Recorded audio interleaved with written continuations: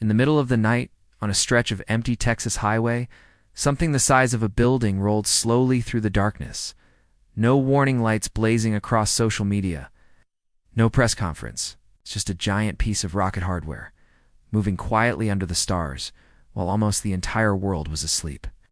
This has been happening more and more at SpaceX's Starbase facility in South Texas. And buried inside the latest wave of activity was something nobody had been expecting to see yet. A brand new Starship, appearing far earlier in the production line than most people thought possible. So what exactly is going on at Starbase right now? Why are these massive rockets being moved in the dead of night? And what does the surprise appearance of this next generation ship tell us about how fast SpaceX is actually moving? Stick around, because by the end of this story you'll understand exactly what's building toward one of the most important rocket launches in years. Here's why this matters right now. Starship isn't just another rocket. It's the vehicle SpaceX is counting on to send astronauts back to the moon, to eventually carry people to Mars, and to completely change how often humans can launch things into space. Every test, every setback, and every new prototype rolling out of the factory brings that future closer, or reveals just how much work is still left to do. Now Starbase is in the middle of one of its busiest stretches yet. Multiple rockets are being built, tested, and moved around the site at the same time. And by the end of this video, you'll understand exactly what each of those vehicles is for, why the next flight could make history, and why engineers spotted something unexpected rolling out of the factory doors. Let's set the scene. Because to understand why this moment matters, you need to understand what Starbase actually is.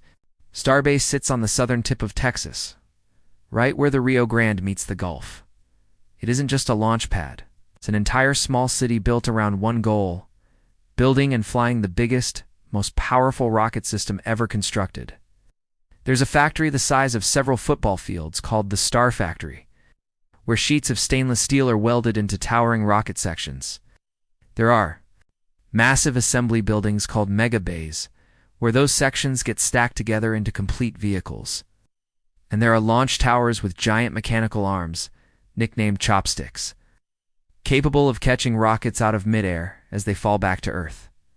Every few weeks, a new rocket takes shape somewhere inside that sprawling site. Once a vehicle is ready to move between buildings, it has to travel down local roads on a massive wheeled transporter, sometimes escorted by support vehicles, often with roads temporarily closed to the public. That's where the night rolls come in. These enormous transports usually happen after dark, and there's a very practical reason. Why? Moving a structure the size of a 10-story building down a public road is disruptive enough during the day. At night, traffic is lighter, temperatures are cooler for both the equipment and the workers. And SpaceX can shut down short stretches of road with far less impact on the surrounding community. To most outsiders, a late-night roll might look almost eerie, a colossal shape gliding silently, past darkened houses and empty gas stations. But for people who follow Starbase closely, watching for those late-night transporter movements has become one of the clearest signals that something big is about to happen. And recently, one of those night moves delivered a surprise nobody had quite expected yet. Part 2 of this story is where the tension really builds, because at the same time all of this movement was happening on the ground, SpaceX was also in the middle of a critical stretch for its actual flight program.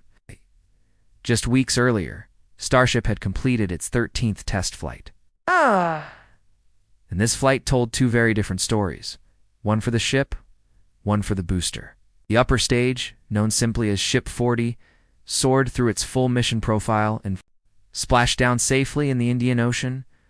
For the first time in the vehicle's history, an entire ship remained fully intact after splashdown. A milestone SpaceX had been chasing across years of fiery, dramatic test flights. But that wasn't the only story from that flight. The massive first-stage booster, Booster 20, wasn't as lucky. During its landing burn, the attempt to slow itself down for a controlled return, something went wrong and the booster was lost. So the same flight delivered a genuine win and a genuine setback, all within a matter of minutes. That kind of split result is nothing new for a program built entirely around rapid testing and iteration. But it meant engineers now had two very different problems to solve heading into the next flight. Celebrate what? Worked with the ship, and figure out exactly what went wrong with the booster. Then investigators uncovered something nobody expected. After reviewing the data from Ship 40's flight, company leadership grew confident enough in the vehicle's performance to make an unprecedented announcement. Ow. On the very next flight, SpaceX would attempt something it had never tried before, catching the ship itself out of the sky using the launch tower's giant mechanical arms. Up to that point, the chopstick arms had only ever caught the booster. Catching the upper stage, a much smaller, much faster returning vehicle, was an entirely different challenge. One that had never been attempted in the program's history. That single decision turned the next Starship launch, Flight 14, into one of the most closely watched missions the company had ever scheduled. Part 3 is where the pace of everything happening at Starbase really escalates, because Flight 14 wasn't just another test. It carried an enormous amount riding on it. For the first time, Starship was expected to reach a full orbital flight profile, something the vehicle had never officially completed before. On top of that came the historic ship catch attempt. And layered on top of both of those milestones was something bigger still. This would be the very first Starship launch since SpaceX became a publicly traded company, following its long-awaited stock market debut earlier in the year. During the company's first ever quarterly earnings call as a public company, SpaceX's president and chief operating officer told investors and the public that the company intended to fly Starship roughly once a month going forward, a dramatic increase in pace compared to the long gaps that had defined the program's earlier years. Company leadership went even further, predicting that within roughly a year, Starship could be flying as often as once a day or even more. An almost unimaginable cadence for a vehicle of this size and complexity. That kind of ambition doesn't happen by accident. It requires an enormous out of the factory in the middle of the night. Part 4 is where the biggest turning point of this story happens. The moment engineers realized just how far ahead of schedule the next generation of hardware really was. Deep inside one of Starbase's megabays, a new ship had been steadily taking shape for months, completely out of public view, officially designated Ship 42. This vehicle belonged to an even newer design generation than the ships currently preparing to fly. Part of what engineers call the next hardware block. It's featuring further refinements to the vehicle's structure and heat shielding, photographers and observers tracking.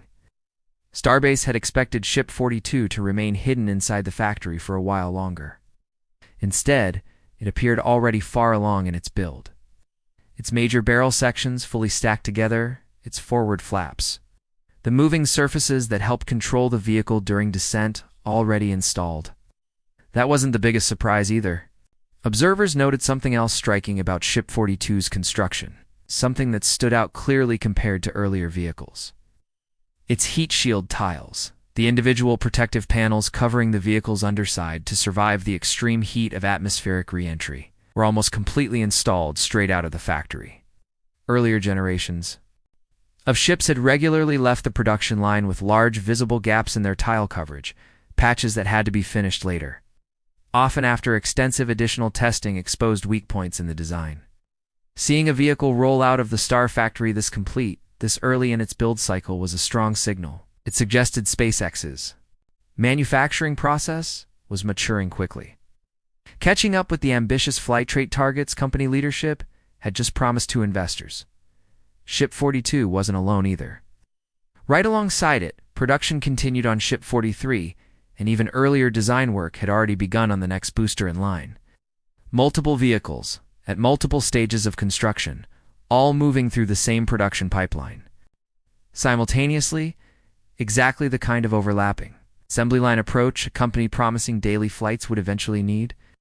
Part 5 brings the story to what all of this actually means, both for SpaceX and for everyone watching from the outside. The consequences of this fast-moving production pace reach well beyond one company's factory floor. Starship is central to NASA's plans to return astronauts to the lunar surface later this decade, a mission that depends on Starship successfully refueling. In orbit and landing reliably on the moon, every improvement in build speed and vehicle reliability brings that timeline closer to becoming real, rather than remaining a distant promise on a slide in a presentation. There's also a broader industry impact worth understanding. A rocket capable of flying as often as SpaceX is now targeting would fundamentally change what's possible in spaceflight, launching satellites, cargo, and eventually crews at a pace the industry has never seen before. Competing companies and entire national space programs are watching starbases progress closely because a shift this dramatic in launch cadence would ripple across the whole industry. Of course, ambition and reality don't always move at the same speed. SpaceX's own history with Starship has included plenty of setbacks alongside its successes. Exploding prototypes, lost boosters, and delayed timelines are all part of the same story that produced Ship 40's intact splashdown.